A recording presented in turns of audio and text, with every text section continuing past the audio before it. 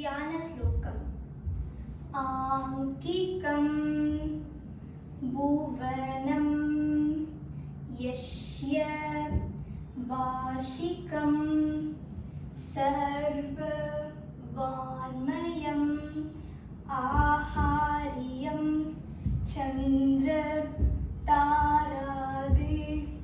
त्वं नुमस् सात्विकं शिवम्. Dhyana Slokam with meanings in English. Ankikam, the limbs of the body. Bhuvanam, the world. Yashya, whose. Vashikam, language. Sarvavanmayam, the entire language. Aharyam, jewels. Chandra, the moon. Taradi, the stars. Tvam, him. Namas, we bow.